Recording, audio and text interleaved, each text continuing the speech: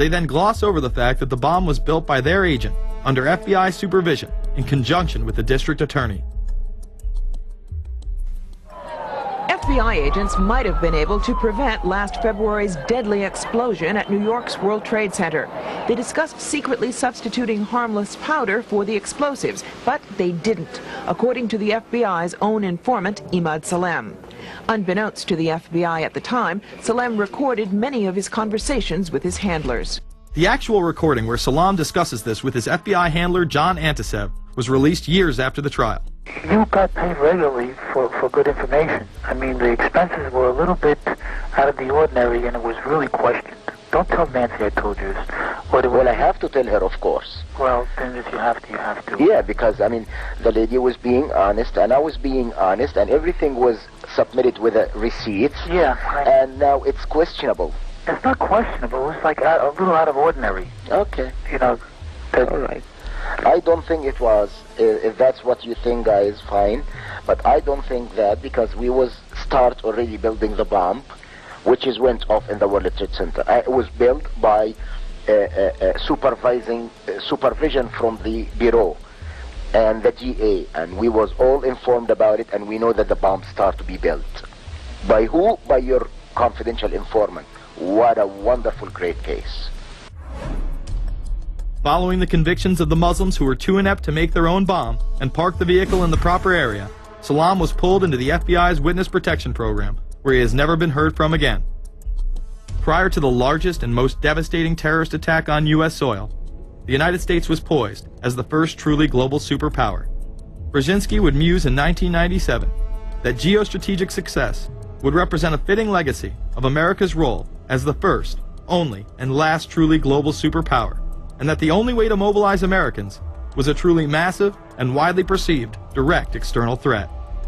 In September of 2000, a neoconservative think tank called the Project for a New American Century echoed Brzezinski's statements, saying the United States is the world's only superpower, combining preeminent military power, global technological leadership, and the world's largest economy.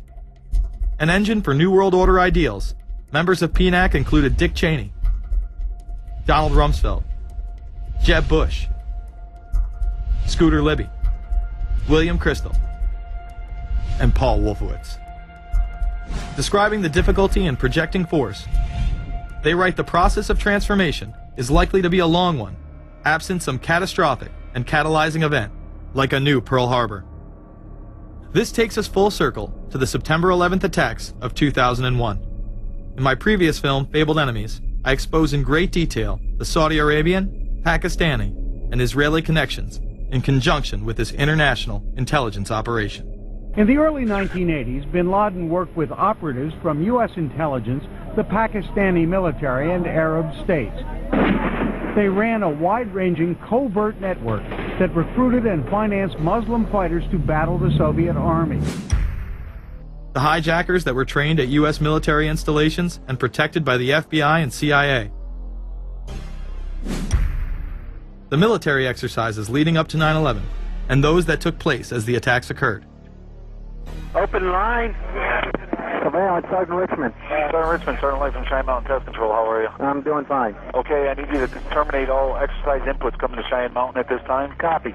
And stay on loop until I verify that connectivity is disconnected on the exercise side only. Okay, no, do not do any more inputs on the exercise side and stand by. I got Cheyenne Mountain on the line.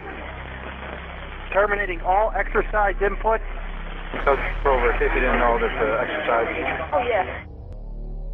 The Black Ops program, Able Danger, and the shadow government involvement.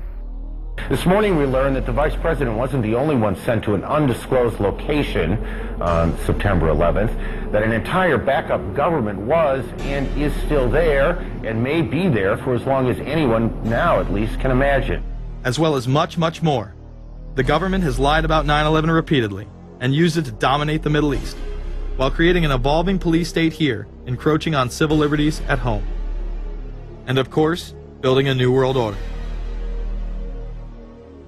There is a chance for the President of the United States to use this disaster to carry out what his father, a phrase his father used, I think, only once, and hasn't been used since, and that is a new world order.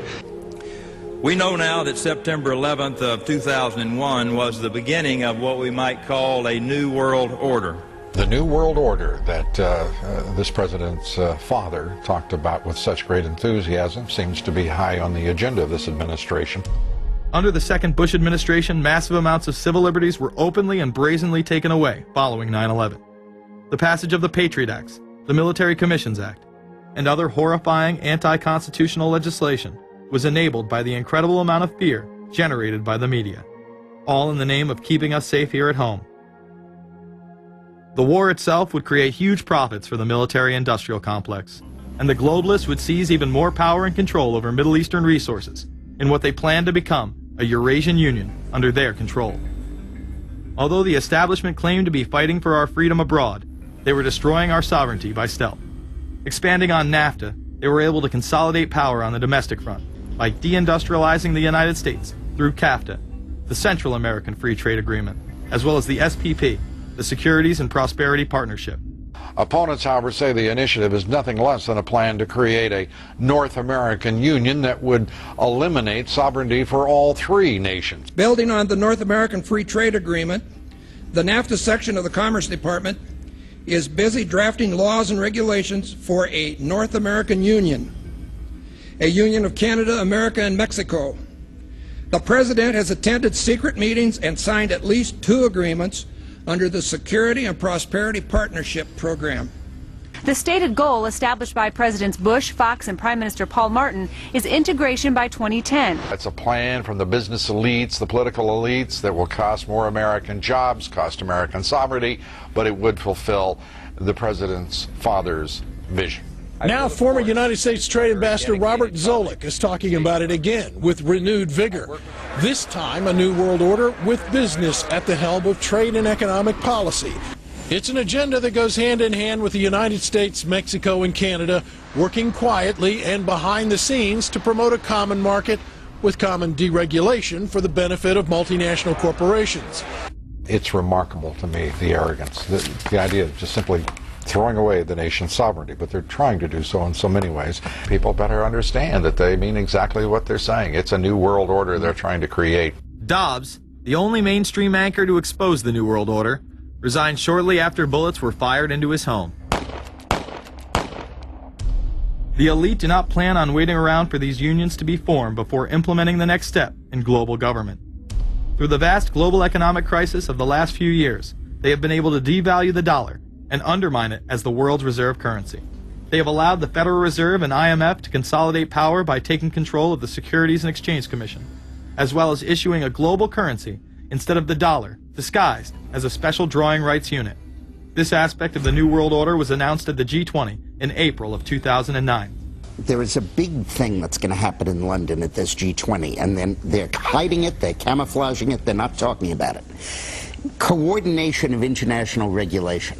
What they are going to do is to put our Fed and our SEC under the control, in effect, of the IMF. The New World Order, that's what they're planning in there, is to undermine the U.S. currency, and it's just really sad. What it really is putting the American economy under international regulation. Yeah. And those people who have been yelling, oh, the UN's going to take over global conspiracy government. Theorists. They've been crazy, but now they're right. There's 20 or whatever people in the G20, say there's 20 ministers, thousands of us, and we can't get our voices heard. When Geithner said he would be open to the idea of a global currency last week, yeah. Those conspiracy people had said and suggested that for years. Right. You're not wrong. Cash is becoming weeded out. Cash will most likely be eliminated or extremely difficult to use in many situations, so that you'll have to use the global currency or the electronic currency. Even though a physical global currency is yet to exist, groups such as BRIC are openly promoting a new reserve currency, which is a conglomerate of Brazil, Russia, Indonesia, and China.